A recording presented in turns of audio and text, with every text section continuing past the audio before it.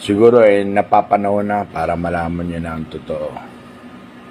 Kung bakit may samaan ng loob kay Tito Vicente Sotto. Kasi alam nyo, nung pa-last term ako ng konsehal, kinausap niya ako kung pwede daw yung Castelo na konsehal ipalit sa akin. Pero ayaw ni Joy Belmonte, ni Vice Mayor Joy Belmonte, kasi mas gusto niya ako kaysa dun sa Castelo. Ang usapan kasi nila, pag naging konsehal si Castelo, aatras na, wala nang kalaban ng kanyang Vice Mayor na si Gian Soto.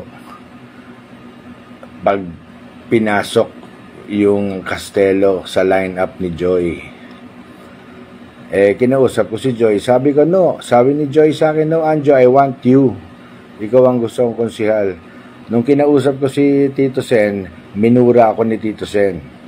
Sabi sa akin, PI mo, ganyan-ganyan.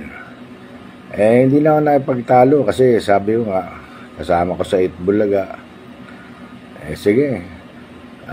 Ano na lang ako, tatrabaho na lang ako sa Itbulaga.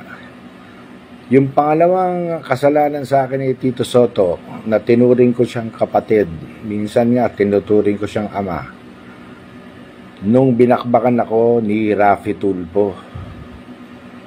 Yung mga kasinungalingan ni Raffy Tulfo, nung ako po natulpo, yung kapatid ko naman yan tinulpo, hindi naman ako nandun lang ako Mas sikat lang kasi ako sa kapatid ko, kasi, kaya ako ang diniin ni Raffy Tulfo. Din yung eskwelahan sa Lucena, na mali-mali ang bintang, mali-mali ang pinalabas, camera kami.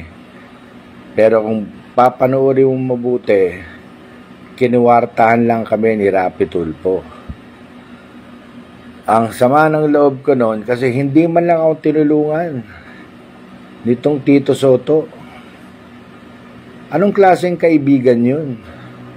Mabuti ba si Tony Tobera? Tinanong ako, Anjo, ano yun? Sabi ko, wala yun, sir. Mga i-invento lang nila yun. Totoo naman ang sinasabi ko. Anong sasabihin ko? May papeles yung building namin. Lumipat lang kami ng location, kaya natagalan yung... The school was legal. Na-late lang yung pero pinalabas ni Tulfo. Illegal. O sayang yung mga estudyante pinag-aaral namin ng libre. Ano nangyari? Wala na ng eskwela, nagsarado na. Imbis na makatulong kami, ganun kasama ang ugali ng Raffy Tulfo. Kumita lang, makagamit ng tao, gumawa ng kwento, kumita. Yan.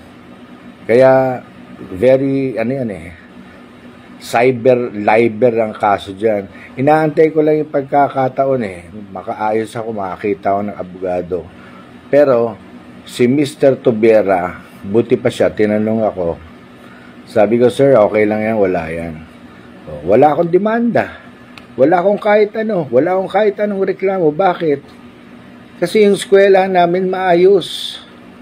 Meron ba naman eskwela na 13 years nang umaandar tapos illegal? Hinanapan lang ng butas nitong Raffy Tulfo.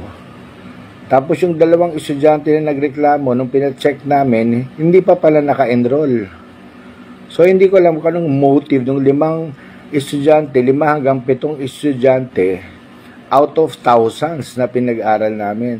Pero going back, kaya ang sama ng loob ko kay Tito Sen, natakot siya kay Raffy Tulfo at iniwasan na ako. Kumbaga, feeling niya, guilty na ako.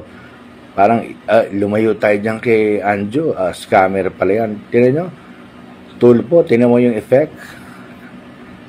Sinira mo yung pagkatao ko, sinira mo yung buhay ko, mga kaibigan ko.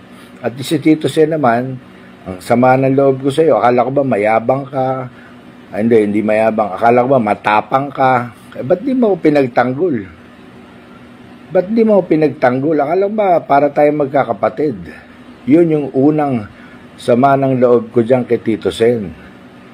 Pag mga matataas na tao, wala na. Kakalimutan na yung mas maliliit na taong kaibigan niya. Kinuwento ko lang sa inyo to kung saan nagsimula ang samaan namin ng loob ni Vicente Sotto III. Yung senador ngayon na yan.